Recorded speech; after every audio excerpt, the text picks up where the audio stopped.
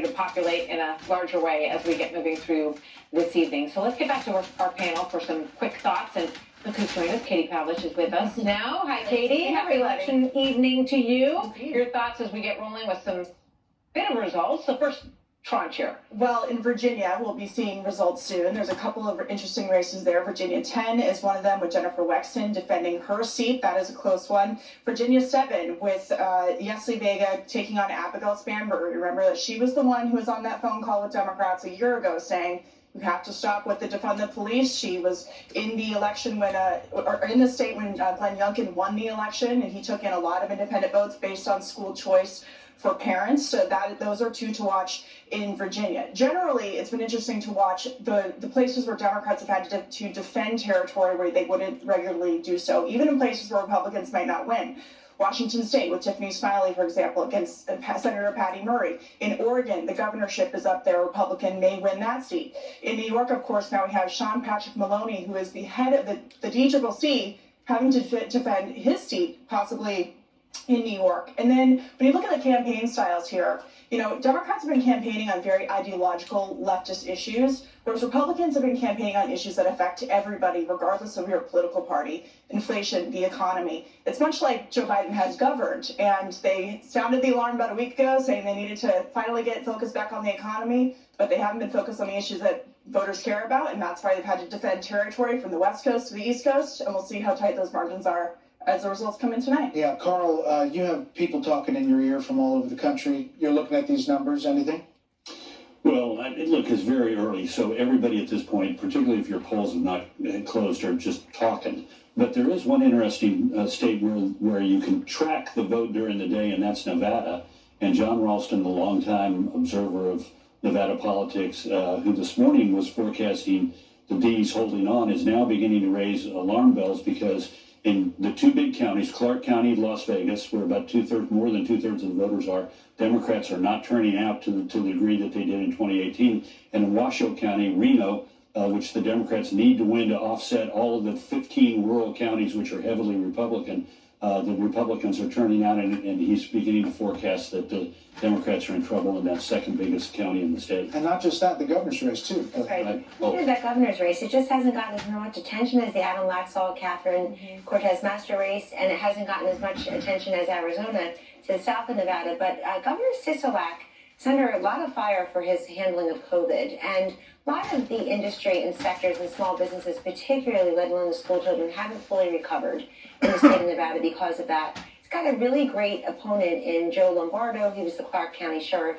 from 2014. He's a veteran, and he's run a pretty good campaign. I think that's a governor's race to watch tonight, too, in Nevada. Yeah. Britt, these states that are closing now, Virginia is the one you're watching? Yeah, well, Virginia's got those House races where we get an early indication, not just as Carl has pointed out, horse race, but margins. And if we see higher or lower margins than we did in previous cycles in these places, that'll give us a sense of what's going to happen across the country. Well, especially after that Youngkin win. Yeah. Exactly. Yeah, in the first two of them, Youngkin won by, I think, 10 points and 5 points in Virginia 2 and Virginia 7. And I think he lost in 10. He was talking about this earlier today with Bill and Dana, right? Yes, and some of those districts have changed just a little bit because of redistricting. Not a ton, but enough like to maybe give someone a chance. The race I'm really looking forward to seeing at 7 p.m. that closes is in Indiana. And there is an incumbent, Frank Mervan, who is against a Republican challenger named Jennifer Ruth Green.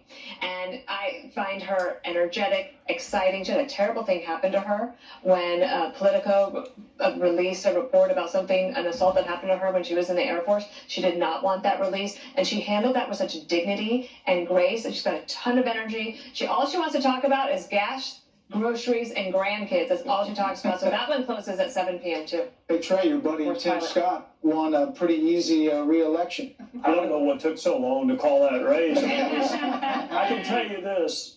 Tim Scott for 2 minutes was as nervous as Lindsey Graham in a spelling bee. Because I promise you for those 2 minutes, he was not sure.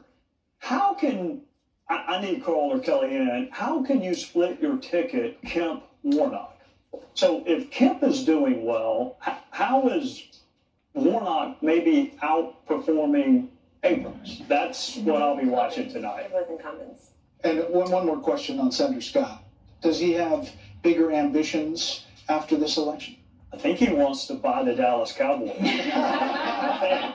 you've been encouraging him to bigger things for a long time, Trey. But whether or not he's listening to you, we don't know. Haters for that one. I haven't talked to him in the last 30 minutes, so I don't know what he's thinking. He's grateful for the chance to serve for 6 more years. I know that. All right, let's head over to Bill Hemmer at the Billboard, digesting some of these races. So we're going to introduce you to some new features this year. For the next several hours, we're going to take our viewers and folks here in the studio here through what we believe will be the best way to track this race, okay?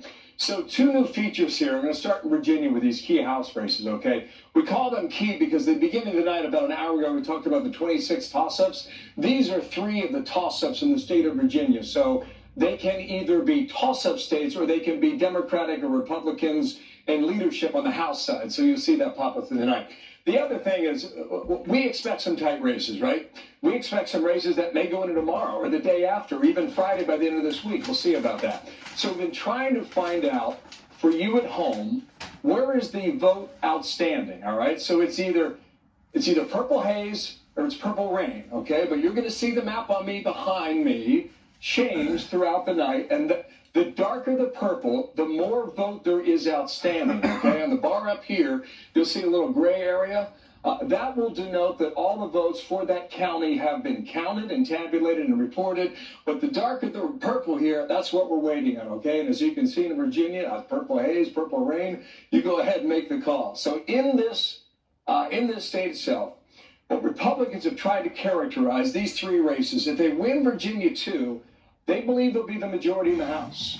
If they win Virginia 7, they believe this is a wave tonight. If they win Virginia 10, then you're going to count how high is that wave. So let's dive in here to Virginia 2 and take you in one more time here. Jen Kiggins is a very interesting candidate. Kevin McCarthy has gone out and tried to recruit minorities and women and many with military records. And Jen Kiggins checks all those boxes now. A very good candidate going up against Elaine Luria. No results in just yet, though, in Virginia 2. In Virginia 7, Abigail Spanberger is a Democrat going to round 3 now for her term, being challenged by Yesli Vega, and for the first time tonight, less than 1% now, okay, estimated in, but we're starting to see some numbers come in. This is a race that has to be characterized based on how the census has changed the lines throughout the entire country. This is really interesting to watch throughout the night. Sometimes there's subtle changes, but they make a big difference. Spanberger first ran in 2018 on the west side of Richmond. She had close races in 2018, another close race in 2020. But Republicans in Virginia changed the lines and moved her district north here, closer to Washington, D.C. Now, she's still in a Democratic district. However, Republicans think the weather is right in Virginia to make a change. And I'm going to come back to that in a moment here. Up here in Virginia 10, another very interesting race here. This is Hung Cao. He's a Republican from U.S. Navy. He was... Little WB foam. Stay tuned, Red Wave, McRib, Malt Liquor. I'll be here all night. Man, liquor. Oh.